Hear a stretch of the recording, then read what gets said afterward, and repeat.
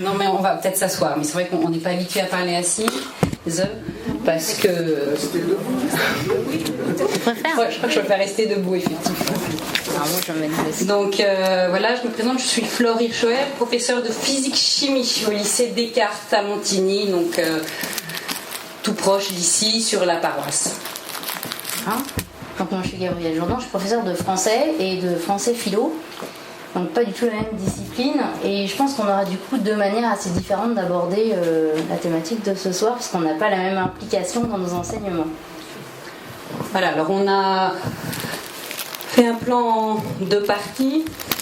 La première sur les règles de la laïcité, pour vous décrire un peu l'environnement dans lequel on doit travailler. Et puis ensuite, vivre sa foi, comment nous vivons notre foi dans cet environnement laïque qui est celui de notre pays et de l'éducation nationale en particulier. Donc premièrement, ma collègue Gabrielle va plus parler parce que sa matière touche plus ce domaine-là. Et puis, mais j'interviendrai aussi. Alors, on n'a pas répété avec le PowerPoint, donc je sais pas. En fait, l'idée d'abord, c'est de revenir. Ouais. L'idée, c'est de revenir sur la laïcité. Ça, c'est quelque chose dont on parle souvent dans les médias, et de revenir sur le choix qu'on a eu d'enseigner dans le public, puisque c'est véritablement un choix. Parce que la laïcité, c'est effectivement quelque chose qu'on peut revendiquer comme une chance. Et là, en l'occurrence, même si la laïcité n'est pas au cœur de l'enseignement du français, mais plus de l'histoire, moi, c'est quelque chose que j'aime bien aborder à nouveau, c'est-à-dire, finalement, inscrire la laïcité dans l'histoire des idées.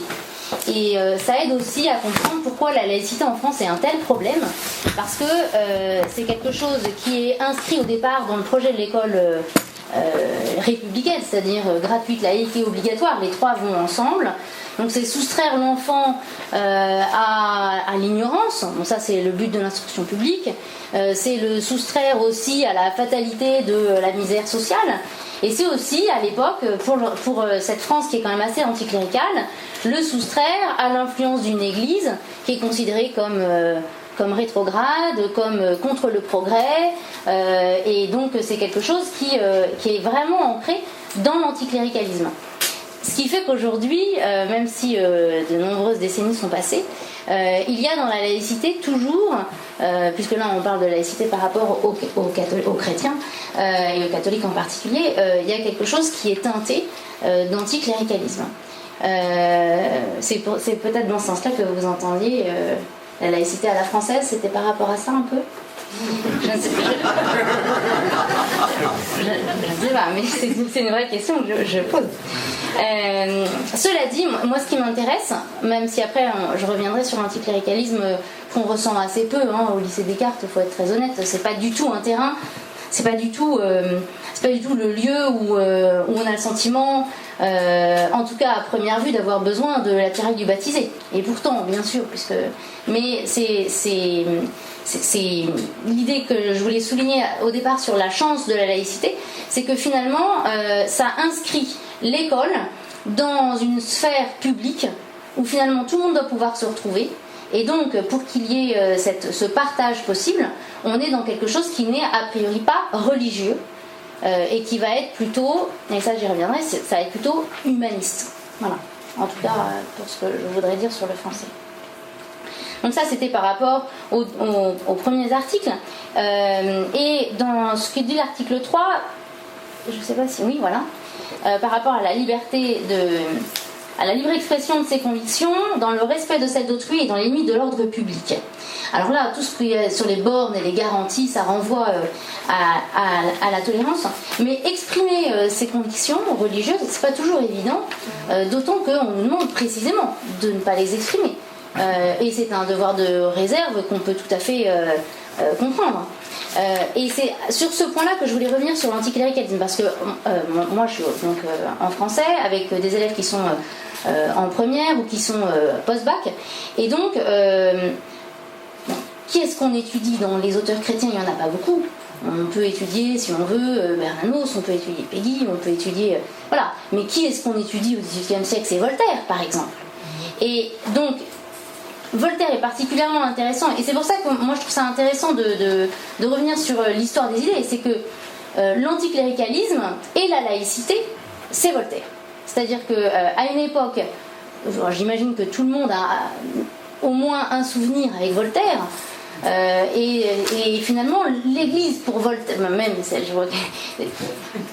L'idée c'est que Voltaire est confronté à une Église qui, à l'époque, vend des indulgences, revendique, et évidemment il choisit les meilleurs des miracles, donc ça va contre l'idée des Lumières de la raison.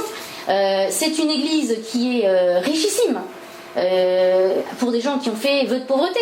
Ce sont des papes qui ont des enfants pour les vœux de chasteté. Voilà. Donc il y a une contradiction profonde que Voltaire met en plus en évidence avec un esprit formidable. Forcément, ça imprègne, et c'est lui aussi qui revendique la liberté de religion. Alors il n'est pas athée, il est déiste, et ce qui est intéressant, c'est qu'il va reprocher aux chrétiens de ne pas être simplement des citoyens. Et il va dire finalement, mais si le Christ a été persécuté, c'est qu'il ne se contentait pas d'être un citoyen, et qu'il a voulu être davantage. Et du coup, quand on réinscrit tout ça dans cette perspective-là, avec les siècles qui sont passés, c'est que ce qui demeure aujourd'hui de l'anticléricalisme, on n'est plus à l'époque de Voltaire, hein, n'exagérons rien, et l'Église a énormément changé, c'est peut-être aussi ça aussi. Mais ce qui est intéressant, c'est que ce qui demeure de l'anticléricalisme, c'est qu'on nous demande de taire le religieux. Comme si finalement la laïcité c'était l'absence de religieux et pas la confrontation éventuellement des religions. Et c'est cette absence de spiritualité dans l'école qui peut-être est le problème de la laïcité en France. Voilà.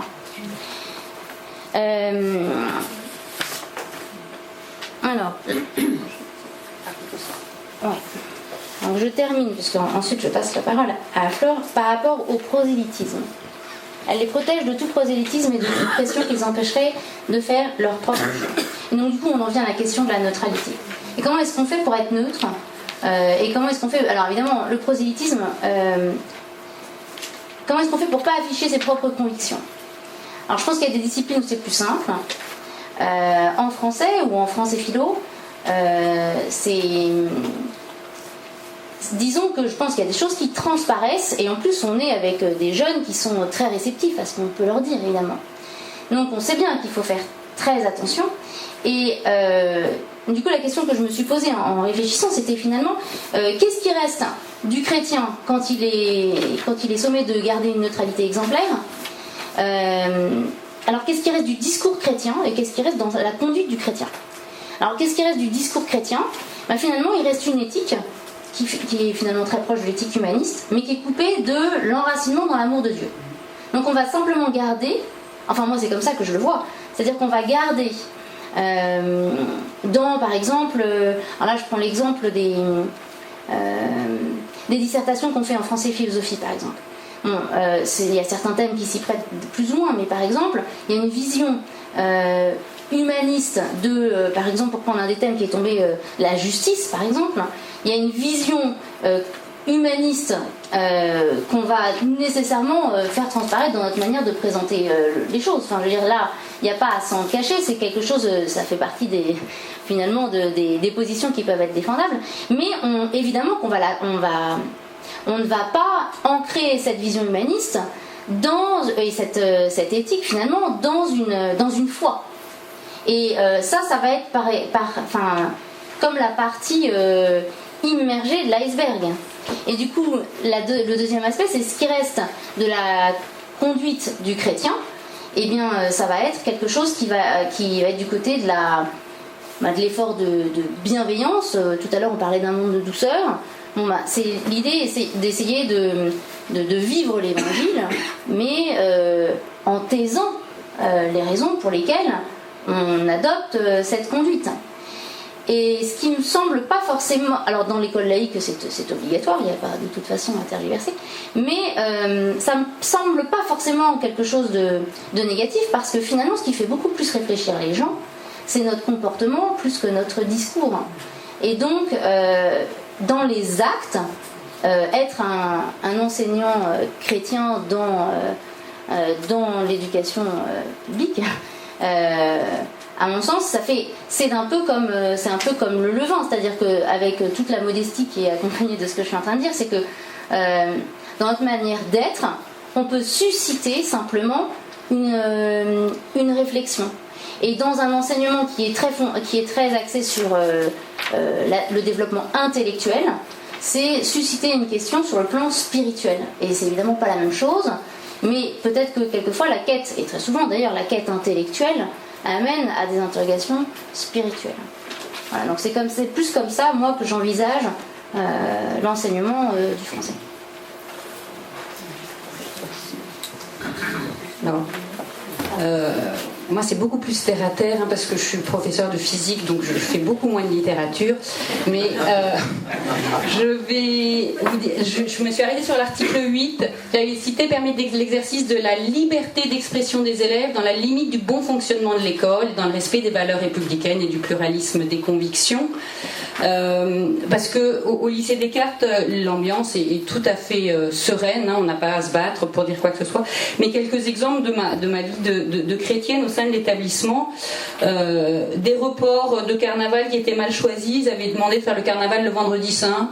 J'ai quand même dit là non, je pense pas que ça soit bienvenu. Et très gentiment, ils ont repoussé la date. Et puis par rapport aux élèves qui n'ont pas la même religion et qui ont des fêtes religieuses qui ne sont pas chômés en France, je m'arrange systématiquement pour reporter, pour les faire composer les devoirs à une date suivante, en essayant de connaître mieux ces fêtes et pourquoi ils chôment, et donc en ayant vraiment une attitude d'ouverture face à ces élèves. Ça ne modifie pas profondément l'organisation de l'établissement, mais j'imagine qu'ils ont une oreille attentive et que du coup, c'est vrai, le regard n'est pas tout à fait le même dans ces élèves, même si on ne partage pas la même religion, de façon à avoir une attitude tout à fait ouverte au spirituel. Ensuite, on passe directement au 11. J'en ai pris pas tous, parce que tous ne sont pas aussi adaptés à notre établissement. Donc ça, c'est le devoir de stricte neutralité. Gabriel en a déjà parlé, donc on ne va pas dire qu'on est catholique. Néanmoins, ça ne veut pas dire qu'on ne fait aucune allusion à Dieu, aussi bien dans les textes. En physique, c'est un tout petit peu plus compliqué. On essaie de s'émerveiller de la bonne organisation de l'univers.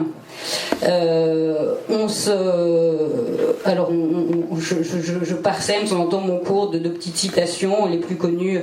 Dieu ne joue pas au dé, qu'Einstein a dit, ce à quoi Bohr, un autre physicien, a dit Einstein, c'était cesser de dire à Dieu ce qu'il doit faire. Donc ça, pour leur faire voir que les sciences, ça marche, c'est bien organisé.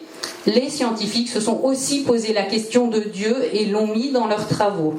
Donc ça, ce sont des exemples que je cite systématiquement. Et puis aussi, j'insiste beaucoup dans l'histoire des sciences sur le rôle de l'Église dans l'archivage des théories scientifiques, les bibliothèques, les foyers de pensée, de réflexion qu'a pu avoir l'Église au long des siècles, et donc j'en parle assez systématiquement pour leur montrer que l'Église n'a pas eu juste le rôle de condamner les scientifiques qui ont osé dire que la Terre tournait autour du Soleil. J'essaie de leur dire qu'il y a aussi des côtés qui sont positifs et qui doivent être relevés.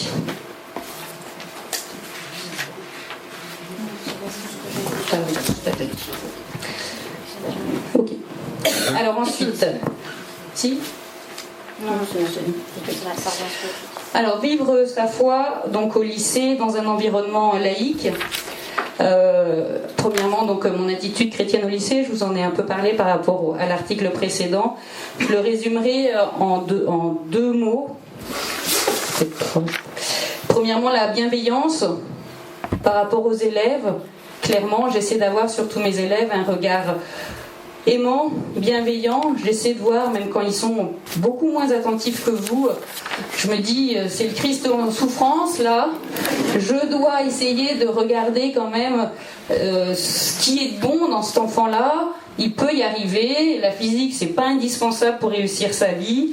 Et donc, j'essaie vraiment de regarder ces jeunes qu'on me confie avec un regard le plus aimant possible et le plus positif possible. Ça, c'est de façon assez claire. Donc, dans cette attitude d'ouverture, d'écoute avec les élèves, parfois avec des collègues aussi, qui sentent bien qu'il y a quelque chose un petit peu derrière ma personnalité. Et donc, être proche d'eux quand ils passent des moments plus difficiles. Et parfois, dans les réunions avec les familles, vous avez certainement déjà vu des réunions avec les professeurs, j'imagine que vous êtes des parents absolument parfaits, ça se passe bien. On a quand même en face de nous, de temps en temps, des situations familiales extrêmement douloureuses. Vraiment, parfois, on se dit qu'on a de la chance avec nos enfants, parce que en face de nous, dans les bureaux, c'est vraiment compliqué entre parents et enfants. Et il m'est déjà très clairement arrivé de prier pendant ces rendez-vous, parce que les rapports étaient très compliqués, donc vraiment en situation de me dire là, il faut que l'Esprit Saint vienne, parce que je ne sais pas comment je vais m'en sortir sinon, et pour la paix dans ces familles. Donc, alors évidemment, je ne suis pas en train de réciter mon chapelet pendant le rendez-vous visuellement, mais j'ai vraiment une attitude de prière et de me tourner vers le Créateur en me disant là, il va falloir faire quelque chose, parce que toute seule, ça va être compliqué. Ensuite, donc ça c'est pour la bienveillance, l'attitude aux autres. Peut-être mis. Voilà. Et puis, certains d'entre vous le savent, je suis aussi responsable de la confirmation à l'aumônerie de Saint-Quentin. Et donc c'est l'aumônerie de Saint-Quentin-Est reprend notre paroisse, et donc le lycée Descartes. Et donc je vois beaucoup de jeunes dans un lieu, dans un autre, des parents dans un lieu, dans un autre, qui sont un petit peu étonnés au début, et puis finalement ça se passe plutôt très bien. Moi je suis très heureuse de voir ces enfants dans 2 lieux différents. Ça fait vraiment une relation avec ces jeunes qui est différente, une espèce de communion spirituelle. Ils voient qu'ils ne sont pas tout seuls, ils voient qu'un prof c'est quelque chose de complet, ils voient qu'une personnalité, même dans un monde laïque où on n'est pas là pour parler de religion, ça a une vie religieuse. Certains jeunes à l'aumônerie sont assez isolés dans leur famille, et donc c'est pour moi un vrai témoignage d'être et à l'aumônerie et au lycée. Donc voilà. Et ensuite, voilà, ça je vous l'ai dit. Ensuite, travailler dans le monde laïque, c'est un vrai choix. J'avais pas une formation de professeur à la base, j'avais une formation d'ingénieur. Je me suis reconvertie en professeur, et j'ai choisi l'enseignement laïque pour plusieurs raisons. Premièrement, parce que ça force à se remettre en question. On est souvent interpellé par des situations très différentes, des gens qui ne partagent pas du tout notre façon de vivre. Et il faut pouvoir soit tenir dans notre position, soit s'assécher un peu ou aller, comme disait Marie-Pierre tout à l'heure, dans la mauvaise direction. Donc c'est vraiment une remise en question, et on est obligé de se former en permanence, de rester en contact en permanence avec l'Église pour pouvoir continuer à vivre notre foi dans un environnement qui est pas très très porteur du point de vue du travail. Et puis aussi pour montrer à ces jeunes qui sont pas toujours que je croise de temps en temps à l'aumônerie, ou donc je croise les parents de temps en temps aux messes dominicales, que l'Église est plurielle. L'Église n'est pas cantonnée aux enseignements, aux écoles catholiques. L'Église n'est pas cantonnée au mouvement scout, avec toujours, on peut dire ce qu'on veut, mais quand même un certain type de personnes qui sont visées. L'Église est différente, et on peut être catho et n'avoir pas ses enfants dans les enseignements, dans les écoles privées, ne pas enseigner soi-même dans les enseignements privés. Donc une certaine image de l'Église qui est un petit peu plus diversifiée et ouverte que ce qu'on pourrait imaginer. Et puis dernièrement, j'ai choisi aussi ce métier pour avoir... Moi c'est parti.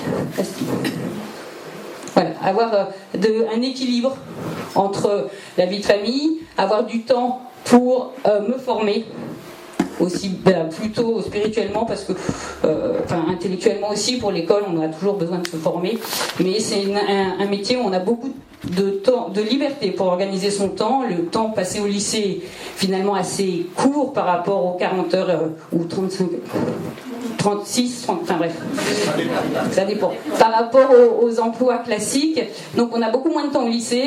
Je dis pas qu'on travaille moins que les autres en volume horaire, ça non, mais on s'organise un peu comme on veut, et donc on peut avoir des après-midi, des matinées libres pour se former. Donc je voulais insister aussi sur le fait que l'effroïsme aussi bien pour l'Église, et pour nous qui travaillons dans l'établissement public, qui n'étaient pas forcément porteurs à la base spirituellement, mais qui finalement permet de faire plein de choses et d'approfondir notre foi, je pense, tous les jours. Voilà. Mais merci.